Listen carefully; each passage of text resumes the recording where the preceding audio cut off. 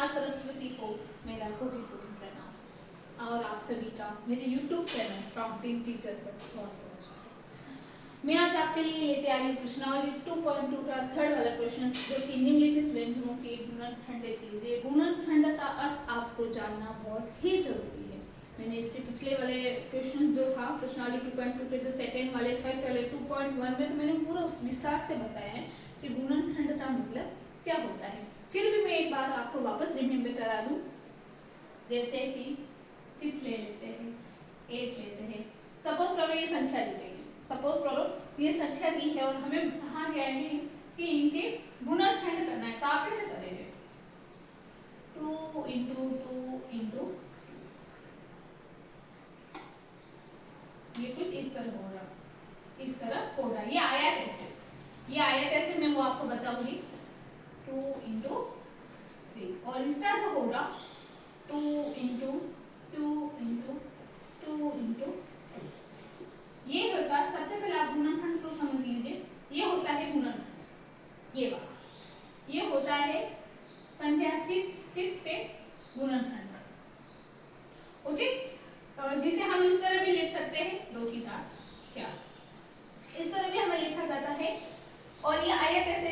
या बज गुणनखंड की सहायता से हमें प्राप्त होता है 2 या 6 और इस तरह 1। और अगर 8 की बात करें तो 2 चौका 8 और 2 दूनी 4, 4। ये अवध गुणनखंड की सहायता से हमें गुणनखंड मिलते हैं। और ये तो थी संख्या वाली संख्या, ये सॉरी संख्या वाली अगर कोई राशि हो, लेकिन जब x y वाली संख्या हो तब उन्हें क्या किया जाता है? जिस तरह x4 रहा तो हम कैसे लिखेंगे इनको? x into x into x into x। और अगर x स्क्वायर y स्क्वायर रहा तो हम इसे इस तरह लिखेंगे x गुना x into y into y। तो ये क्या है? इनके गुणनखंड है। ये क्या है? इनके गुणनखंड। मतलब गुणनखंड का अर्थ ये इसी तरह है। तो यहाँ पर जो भी संख्या दी गई है, मतलब कि वापस ये संख्या को अगर गुना कर दिया जाए तो हमें ये संख्या प्राप्त होती है। क्योंकि जब तक आपको गुणनखंड का मतलब ही नहीं पता होगा तब तक आप ये प्रश्नावली सॉल्व नहीं कर सकते। और ये जो थर्ड वाला क्वेश्चन तो एकदम से आसान है, एकदम आसान है। आपको एक ही मिनट में समझ में आएगा। मेरी जो विधि है मैं एक बार आपको फर्स्ट वाला जो क्वेश्चन है उसमें मैं पूरी विधि से आपको बताऊंगी। वही विधि आपको दूसरे क्वेश्चंस में भी करना है। बिल्कुल आसान, एक मैंने पॉइंट्स को बहुत ही अच्छे से समझाया है, विस्तार से समझाया है। अब गुणनखंड कैसे करते हैं, ये संख्या कैसे है, x कहाँ से आया, हमने कौन सी सर्व समीकरण यूज की, वो सारी बातें मैं इस वीडियो में बताओगे। आप अगर ये वीडियो एक ही बार में अगर आप देख लेते तो मैं दावे के साथ मैं कह सकती हूँ कि आपको आपके एग्जाम तक आप नहीं भूलेंगे, ये मैं गारंटी देती हूँ। और आपका जो रिजल्ट है 100% आएगा। क्योंकि जो मैंने जो विधि यूज की है वो मैंने सरल एकदम कमजोर बच्चों पर भी मैंने यूज किए, जिन्हें के समझ में आया है मैं बता सकती हूँ। अगर आप पूरा वीडियो देखेंगे तो आपको पता चलेगा कि इस वीडियो में कितनी सरल विधि यूज की गई। तो आओ चलते हैं, इसे आपको घबराना नहीं। बहुत सारे ऐसे बच्चे हैं जो मैथ से डरते हैं और बहुत सारे ऐसे बच्चे भी हैं जो बोलते हैं मैं बाकी सब सब्जेक्ट में पास होता होगा लेकिन मुझे मैथ से डर लगता है, मैथ में कैसा होगा। तो आज से बिल्कुल आपको घबराना नहीं है। मैं लेके आई हूँ एकदम आपके लिए सरल विधि। और आज के बाद में मैं दावे के साथ में कहती हूँ कोई भी बच्चा मैथ में फेल नहीं होगा, मैं गारंटी देती हूँ। लेकिन बस आपको इस वीडियो को पूरा देखना होगा और समझना होगा। तो आओ चलो चलते हैं अपने मेन पॉइंट प्रश्नावली 2.2 के थर्ड वाला क्वेश्चन पर। तो सर्वप्रथम हमें क्या करना है, समझो ये आपका पेपर है। जब तक मैं आपको एग्जाम्पल करके नहीं बताऊंगी तब तक आपको समझ में नहीं आएगा। समझो ये आपका पेपर है, यहाँ पर लिख दिया x प्लस वाई, ये राशि हो गई। दूसरा कुछ और या त्रिभुज का क्षेत्रफल, इस तरह त्रिभुज का क्षेत्रफल। जब क्या होगा, आप इतने जल्दी में होते हैं आंसर और लिख देते हैं त्रिभुज का क्षेत्रफल। ऐसा नहीं होगा, आप नंबर सही लगा देते हैं और त्रिभुज का क्षेत्रफल कर देते हैं। जो कॉपी चेक करते हैं वो प्रॉब्लम हो जाती है, जिससे कि वो चीज देखो सबके स्वभाव एक जैसे नहीं होते। तो चिड़चिड़ा हो जाता है, वो कहाँ ढूंढेगा कि आपने कौन सा उत्तर कहाँ लिखा है। तो इसके लिए मैं बोलती हूँ कि आपको कभी भी सॉल्व करने से पहले एक बार अगर बड़े वाले क्वेश्चन हो, बहुत बड़े वाले जिन्हें हम 3-3 लाइन में लिखा करते हैं, तो आपको उनको नहीं लिखना है, और शॉर्ट्स वाले हैं तो आपको उन्हें लिख देना है। तो हमने लिखा है ax² प्लस bx। तो आप देख रहे हैं इस तरफ भी x है और यहाँ भी x है कि नहीं? तो आप इसे हल्के से करने हैं, यहाँ पर देख सकते हैं ax और bx। तो यहाँ पर क्या होगा, x इसमें है और इसमें है, तो हमारा जो x होगा वो आ जाएगा बाहर। तो पीछे जो बचा है ax प्लस यहाँ पर क्या बचा है, बस हो गया, हमारा आंसर यही है। यहाँ पर ये x था, इसमें भी x था, तो कॉमन आ गया, तो इस तरह हमने इन्हें बाहर ले लिया। मैं पहले आपको विस्तार से समझा देती हूँ, फिर आपको अच्छे से ये हमारा आंसर क्या दे दो, ax² प्लस bx। तो जब हमने खोला मीन्स अभाज्य गुणनखंड के, समझो कि राशि का अभाज्य गुणनखंड नहीं होता है, लेकिन मैं आपको 4 एग्जाम्पल दिए, जैसे कि x तो 2 बार हो गया प्लस b इंटू x हो सकता है। देखो x इसमें है और इसमें भी है, और कुछ है क्या, और कुछ भी नहीं। तो इसमें से अगर x बाहर आ जाएगा तो पीछे क्या बचेगा, a बचा और x बचा, प्लस का प्लस, और यहाँ पर क्या बचा b, बस ये हमारा आंसर हो गया। ये हमारा क्या हो गया आंसर। आप इस तरह इसे कर सकते हैं। इस वाले में आपको कहीं ऐसा लगा कि मुझे समझ में नहीं आया, बिल्कुल पूरा समझ में आ रहा है। स्पष्ट रूप से भी कहा है हमें कॉमन लेना है, जो कॉमन संख्या आएगी उसे बाहर ले लेना, और जो पीछे जो बचा है उसे इस तरह कोष्टक में कर लेना। अगर आप इस संख्या को वापस गुणा कर देना, इन्हें आप वापस गुणा करें, तो मैं आपको उत्तर की जांच करके भी बता देती हूँ। देखो a को जब x से गुणा हो रहा तो ax² प्लस b जो है x के साथ में गुणा हो रहा तो bx। क्या ये संख्या हमें वापस प्राप्त हो गई? हो गई, बिल्कुल। तो हमारा जो आंसर है वो बिल्कुल सही है ना? एकदम आसान तरीका और बहुत ही आसान विधि। बहुत सारे ऐसे बच्चे हैं जो एक्स वाई वाली जो ये जो गणित होती है, मैथ होता है, उससे बहुत ही घबराते हैं। बिल्कुल घबराना नहीं है, ऐसे आप किया करिए, आपके पूरे में से पूरे नंबर आपको प्राप्त हो गए। और आपको मेरिट में तो आना ही है, 100 में से 99.99% आपके आने ही चाहिए। मैथ में मैथ कैसा है, विधि लिख ली, आंसर ले लिया, बस हो गया सॉल्व, और आपके पूरे में से पूरे नंबर। आप इसे जितना बड़ा करेंगे, जितना सुंदर बना सकते हैं। मैं तो सोचती हूँ मैथ एक ऐसा सब्जेक्ट है जिसमें हम हल करते हैं, इतना सुंदर हम तरीके से उसे सजा सकते हैं, लिख सकते हैं ना, कि उत्तर जो आपकी कॉपी चेक करेंगे उनमें आपके 100 मार्क्स देने ही पड़ेंगे। क्योंकि मैथ सब्जेक्ट ही ऐसा कि आप उसे बहुत तरीके से लिख सकते हैं, उसमें कुछ नोट्स आप लिख सकते हैं जिससे कि बहुत ही अच्छा लगता है। तो मैं बस वही सारे नोट्स टॉपर के लिए, हर कमजोर बच्चे के लिए, हर एक मेरे पास बहुत सारे नोट्स हैं जो कि अब मैं बता सकती हूँ आपको किस तरह 100 में से 100 लानी है। तो चलो हम करते हैं सेकंड। और हमेशा मैं कल भी बोली थी, आज भी बोलती हूँ, हमेशा खुद को, अपने आप को किसी से भी कम मत समझो। अगर आपका दिल कहता है कि आप ये कर सकते हैं, तो मैं कहती हूँ आप ये कर सकते हैं। अपने आप से पूछो कि आप ये कर सकते हैं, तो बिल्कुल हाँ हम ये कर सकते हैं।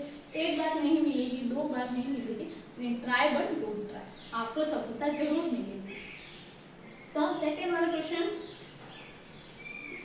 मैथ में और भी अगर आपको कोई प्रॉब्लम हो तो प्लीज़ आप मुझे कमेंट करके बताएं। मैं बहुत सारे और अलग अलग वीडियो आपके लिए लेके आऊँगी। और सबसे बड़ी बात, आप क्वेश्चन को कभी भी ये इस तरह वाले जो क्वेश्चन होते हैं, हम क्या करते हैं, हड़बड़ी में हम माइनस हो जाता है। माइनस आपको नंबर तो मिलते हैं, लेकिन अगर 4 नंबर के मार्क्स रहे तो क्या होता, विधि आपने सही की थी, पूरा सही, फिर क्या होता, सही आपको आ रहा था और आपने 3 नंबर आए, इसलिए आए क्योंकि आपने सही से क्वेश्चंस को देखा नहीं। ऐसे हालात में हमारे नंबर कट जाते हैं, तो ऐसा आपको नहीं करना है। पूरा ध्यान देकर आपको लिखना है 7p³ + 21q। देखो हमने वापस इन्हें लिख दिया है। ओके, फिर यहाँ पर हम इन्हें हल करते हैं।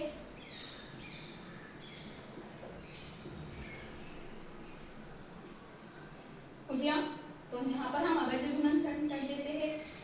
हर एक संख्या में एक चुका रहता है, चाहे फिर वो चर राशि हो या फिर अचर राशि हो, इंटू पी को 2 बार है तो पी इंटू पी, ये प्लस है तो प्लस, और 721 देखो 21 3 सते 31 और तो 3 into 7 into Q into Q बस हो गया। अब यहाँ पर हमें देखना है इस तरफ p है और इस तरफ q है, मतलब ये वाली राशियां तो कॉमन है ही नहीं, तो हमें क्या करना है, ये वाला 7 और ये 7 यहाँ पर लिख दो सारे गुणनखंड,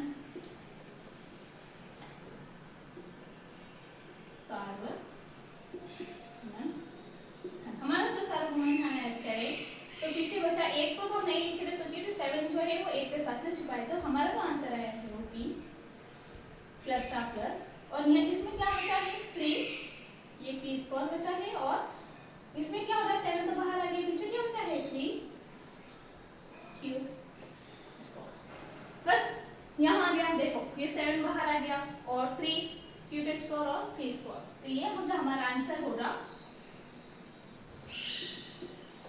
7 p square plus 3 q square.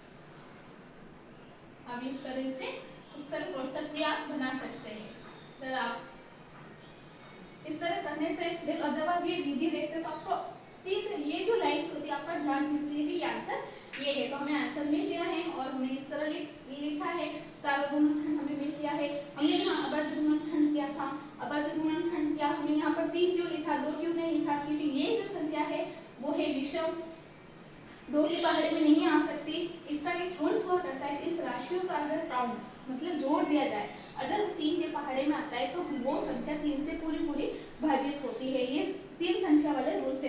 अगर कोई संख्या का योग, अगर किसी संख्या का योग जैसे कि 72, यहाँ पर काउंट कर दो 7 प्लस 9, तो इसमें अगर हम भाग दें ना 3 का, 3 दूनी 6 और 12, 3 चौका 12, मतलब ये इसका रूल्स है कि अगर किसी संख्या का काउंट 2 और 3, 2 और 1 को हम काउंट करते हैं तो 3 आता है, मतलब किसी संख्या का काउंट अगर उस संख्या के अगर 3 जो संख्या के पहाड़े में आता है तो वहां पर 3 का पूरा पूरा बाहर जाएगा। अगर किसी संख्या के इकाई अंक में 0 और 5 हो, 0 और 5 हो तो उसमें 5 का पूरा पूरा भाग। मैथ के बहुत सारे ऐसे अलग अलग रूल्स हुआ करते हैं, अगर आपको अभाज्य गुणनखंड समझ में नहीं आ रहा है, जो तो बहुत सारे बच्चे अलग अलग होते हैं समझ में नहीं आ रहे, तो प्लीज़ आप मुझे बताइए, मैं छोटी से छोटी हर एक चीज़ को समझाऊंगी, अभाज्य गुणनखंड भी समझाऊंगी कि क्या रूल्स होते हैं, उसे कैसे किया जाए। जब तक आपको अभाज्य गुणनखंड नहीं आता आप प्रश्नावली सॉल्व कैसे करें, हर बार हम दूसरों की मदद नहीं ले सकते,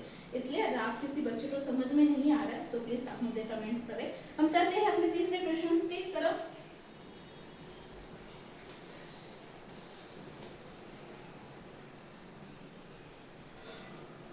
थर्ड वाला है, थर्ड वाला है 2x cube plus 2x y square plus 2x y square, तो बस यहाँ पर तो स्क्वायर दिख रहा है, 2 2 2 सब में है तो कॉमन आ ही जाएगा, और प्रॉब्लम ही नहीं है, सब प्लस वाली राशि है, plus 2x y square plus 2x y square. जब इसे विस्तार से लिखते हैं हम, इसे हम विस्तार से लिखते हैं, मैं इस तरह कर देती हूँ, इसका मतलब ये वाला पॉइंट जो है ये वाला क्वेश्चन वापस नीचे लिखा गया है, तो 2x 2 into X into X into X ये हो गया, plus 2 into X into Y into Y ये हो गया, plus 2 into X into Y ये हो गया। अभी हमें ढूंढना है 2 इसमें है, 2 इसमें है और 2 इसमें है, तो यहाँ लिख दो सारा गुणनखंड, इस तरह आपको भी लिखना है। सारा गुणनखंड हमारा जो आया है 2 सारा गुणनखंड आया, देखो x इसमें है और इसमें भी है, ये का ये और हो गया। लेकिन अब यहाँ पर देखो, यहाँ y है, यहाँ y है और यहाँ भी, यहाँ हमारा y नहीं है, छोटा वो कॉमन नहीं आएगा। तो अभी जो पीछे तो बचेगा एक्स स्क्वायर ये प्लस का प्लस, यहाँ पर क्या बचा है वाई स्क्वायर, और यहाँ जो बचा है ओनली फॉर क्या बचा है बस वाई स्क्वायर, क्योंकि एक्स तो बाहर आ गया और ये था लेफ्ट में वाई स्क्वायर, यहाँ भी वाई स्क्वायर था। और 2 मिनट पेपर में वापस क्वेश्चंस में देख लेती हूँ। यहाँ पर ये जो था देखो मैंने भी गलती करती ना, इसलिए मैं बोलती हूँ कि बहुत ही आप अच्छे से कर लिया करो। 3x Z square 2x Y square plus 2x Z square. तो इसे किस तरह करेंगे 2x जेड स्क्वायर, जेड तो है ही नहीं कॉमन, तो ये कॉमन नहीं आएगा, यहाँ पर है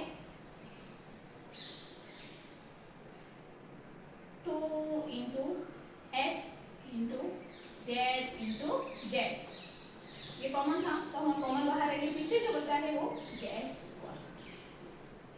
तो हमारा जो आंसर है आंसर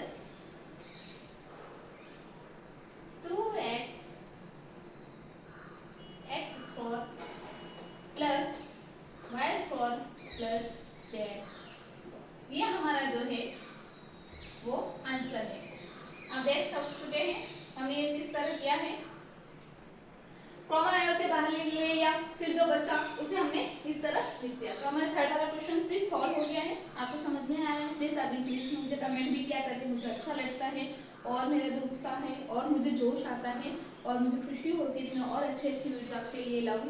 प्लीज़ मुझे आप कमेंट किया करें और अगर आपको पसंद आए तो आप लाइक भी करें। और बहुत सारे ऐसे बच्चे हैं जो मुझसे अनजान हैं तो प्लीज़ आप उन्हें शेयर भी करें।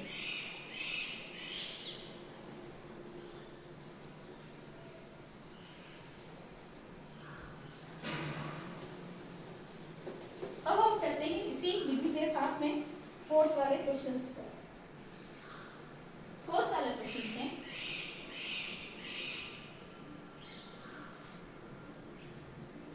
फोर्थ वाला हमारा जो क्वेश्चन है हमने इस तरह लिखे गए am square plus bm square plus bn square plus an square. हो गया, हम वापस एक बार चेक कर लेते हैं am square plus bm square plus bn square plus an square. चलो तो इसे हल करते हैं।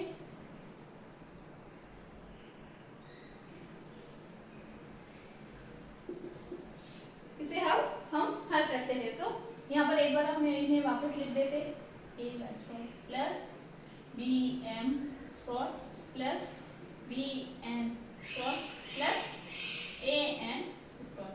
इस बार हमें क्या करेंगे इन्हें पहले इन्हें सॉल्व करेंगे फिर इन्हें सॉल्व करेंगे। सारी संख्याएं सारे जो कर दिए गए उनमें प्लस है तो इसलिए बिल्कुल हमें टेंशन लेने की जरूरत नहीं। जब वहाँ माइनस होता है तो हमें थोड़ा ध्यान से करना होता है। तो इनमें देखो a इसमें है इसमें नहीं है, b इसमें है इसमें नहीं है, तो यहाँ पर है m स्क्वायर और m स्क्वायर, तो m स्क्वायर को बाहर लाया m स्क्वायर, तो पीछे बचा a प्लस पीछे क्या बचा है a प्लस b, और यहाँ पर प्लस का प्लस,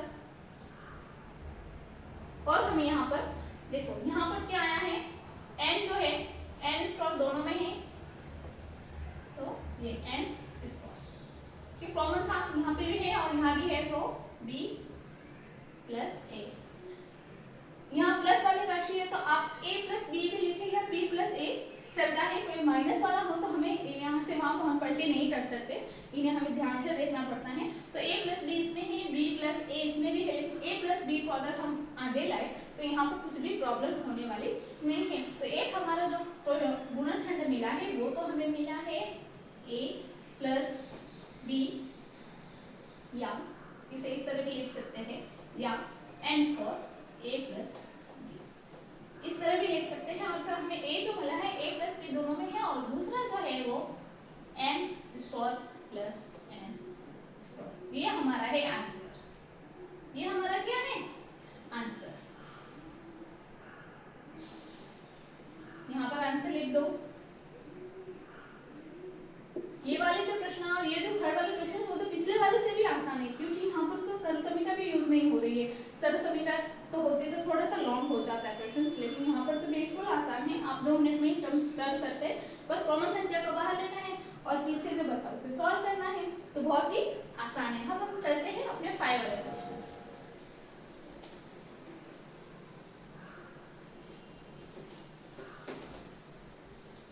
5 वाला क्वेश्चन जो है हम देखते हैं। 5 L M प्लस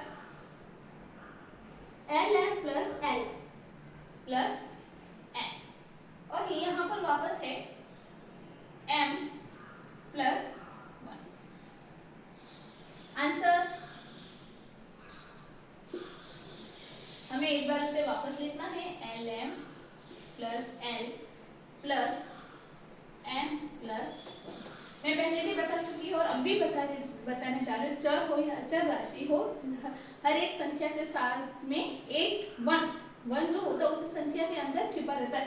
क्यों? देखो ये मैं एग्जांपल बताती हूँ। 4 है, अगर आप 4 into 1 करेंगे तो क्या उसके आंसर जो है उसमें कुछ डिफरेंस होगा, कुछ अलग होगा? नहीं होगा, कुछ भी नहीं होगा। अगर हम 4 into 0 लिखते तो ये 0 आता। अगर हम x into 1 लिख रहे हैं बराबर x लिख रहे हैं, तो इसका मतलब है इस संख्या के अंदर एक छिपा है, 1 छिपा है। 1 संख्या रखने से कोई उसके जो मान होता है, उस संख्या का जो मान होता है वो नहीं बदलता। तो हर एक संख्या में 1 छिपा है। तो ठीक इसी तरह भी इसी जो क्वेश्चंस में 1 छिपा है, हम इन्हें पहले इनमें से कॉमन लेंगे और फिर इनमें से कॉमन लेंगे। इन दोनों में से जो कॉमन आ रहा है मैं पहले नीचे लिख देती हूँ। a जो है कॉमन आ रहा है, m प्लस 1 इनमें से जो कॉमन आ रहा है 1 भी नहीं है, तो ये 1। तो यहाँ पर देखो l जो है बाहर आ गया है, तो पीछे जो बचा है m प्लस 1। ओके, ये प्लस का प्लस ये जो 1 है बाहर आ गया है, तो पीछे जो बचा है m प्लस 1, क्योंकि 1 में भी 1 छुपा है तो प्लस। तो हमें यहाँ भी m प्लस 1 ये हमारे एक बन चुका है गुणनखंड, और यहाँ है n और ये प्लस 1। तो हम लिखते हैं पहले जो बन रहा है उसे हम लिखते हैं m प्लस 1। अब n मत समझ लेना इसे, और दूसरा जो हुआ है वो l प्लस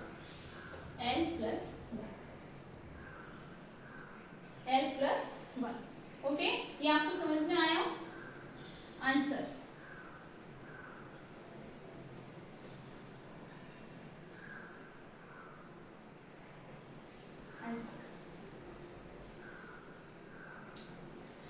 आपके जो मैंने वीडियो बनाए हैं उसे पूरी विधि के साथ में मैंने बताए हैं। अगर आप चाहते हैं कि मैम आप पूरी विधि मत बताइए, हमें थोड़ा शॉर्ट में बताइए, जिससे कि आपका वीडियो मेरा जो है वो थोड़ा लॉन्ग हो जाता है। फिर भी अगर आप चाहते हैं कि आप मैम विधि मत बताइए, हमें बस मेन उसे करना कैसे है वो ही बताइए, तो आप मुझे प्लीज़ कमेंट में लिख के बताएं कि मैम हमें बस डायरेक्ट आप बता दीजिए कि इसे करना कैसा है आप विधि। मैं विधि इसलिए लिखती हूँ कि बहुत सारे ऐसे बच्चे जिन्हें आंसर तो पता चल जाता है ऐसे ऐसे करना है, लेकिन सोचना हो जाता है लिखूं कैसे क्या ही करूं, तो उसके लिए मैं इस तरह से बता देती हूँ आपको। तो आपको भी ठीक इसी तरह ही करना है। तो जो मेन आंसर है हमारा मैंने लिख दिया है। अगर आपको वीडियो पसंद आया हो तो आप लाइक कर सकते हैं, कुछ क्वेश्चंस हो, कुछ डाउट हो तो आप मुझे कमेंट करके लिख सकते हैं। ऐसे बहुत सारे बच्चे हैं जिन्हें नहीं पता मेरे चैनल के बारे में, तो आप प्लीज़ उन्हें शेयर करें, मेरे बारे में बताइए, और मैं मुझसे जुड़े रहने के लिए आप मेरे चैनल को सब्सक्राइब करें। मेरा वीडियो देखने के लिए आपको थैंक यू। और अब हम अगले बार मिलते हैं एक अच्छी वीडियो के साथ में, नई वीडियो के साथ में, मोटिवेशन वीडियो के साथ में, जो कि आपको बिल्कुल आसान लगेगा। तब तक वंदे मातरम।